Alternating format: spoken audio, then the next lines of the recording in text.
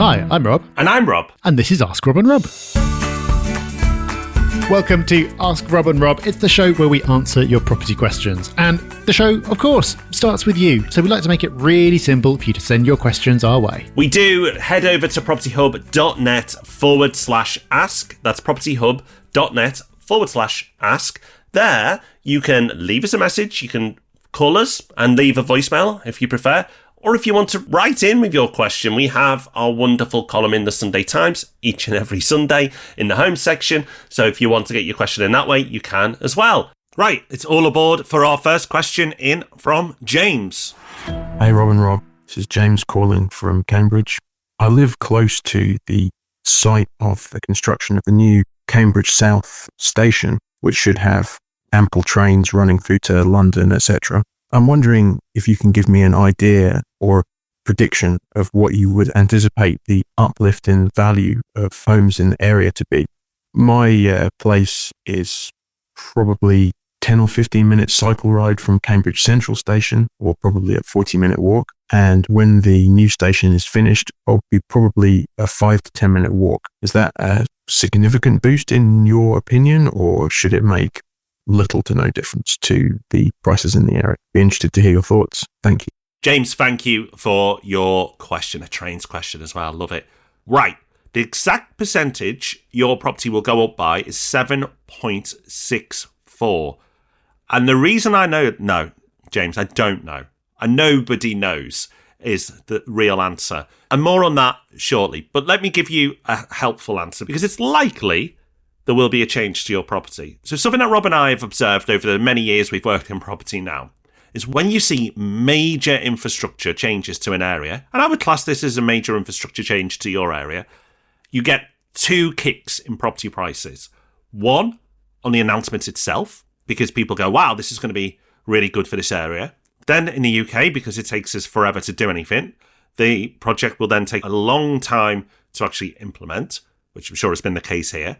And then property prices have settled down, everyone's already reacted to the news, and things carry on as normal. And then you have a second spike once the infrastructure is actually in place, because then people go, oh, this is great, let's move there, or let's invest there. So you get these two spikes on announcement and on completion.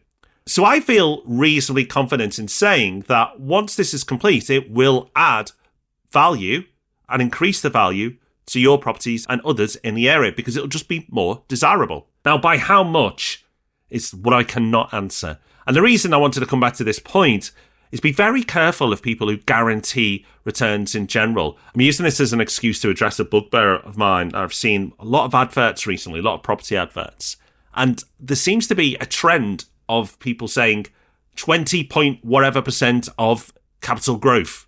Like it's guaranteed in the future, like in the next however many years, like precise numbers down to one decimal place.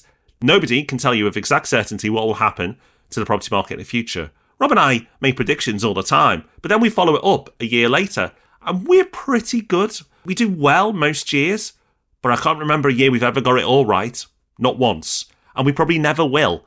And nobody can ever tell you an exact uplift of growth. And if anyone ever does, be very, very wary of their advice. The core point, yes, you will get some value added. How much exactly? Hard to say, but it's only going to be good news for your property.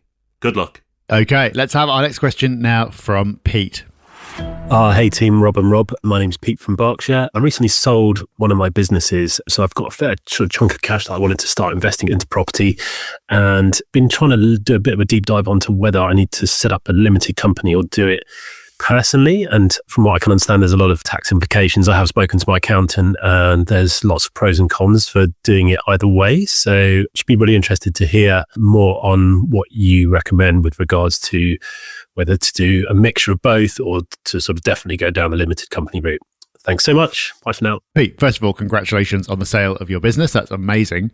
And congratulations as well for looking into this before you get started, because the way you structure your investments is absolutely critical these days, and you have to get it right from the start or it gets very expensive. So your accountant has said that there are pros and cons of each approach, which is true, if not entirely helpful. So what I suggest you do, if you're not already, is get super clear about what you want property to do for you, what your plans for the future are, and how it's going to fit into your life and your financial picture on the whole.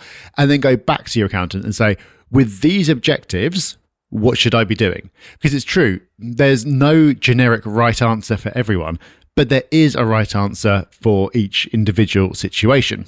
So if, for example, you wanted to take the rental profit from your properties to live off, you wanted to use them to supplement your income, then a company probably wouldn't be the right move for you, especially if you were a higher rate taxpayer, because then you would get taxed within the company and you'd get taxed heavily on the dividends. And the company structure, although it would have some other benefits, wouldn't end up doing much for you. However, your objective is to build something for the long term, to let the profits build up within the company and only use it as a source of income later in life when you might have a lower income from other sources, and maybe you're thinking about passing the portfolio on, then a company is far more likely to be suitable. On the whole, the clients that we work with at Property Hub Invest, who are mostly investing for the long term, and some of whom are in the same position that you are, the vast majority buy within a company. That doesn't mean it's necessarily the right thing for you to do. It's only possible to answer that by knowing your situation in full. So that's my advice. Get really clear on what you want property to do for you, what your plans are about using mortgages, what your exit plans are, what you plan to do with the money, and then go back to your accountant. And what we'll also do is link in the show notes to a YouTube video that we've done about investing in your own name versus a limited company, because in there I go into more detail about the pros and cons of each, so you can be prepared for that conversation.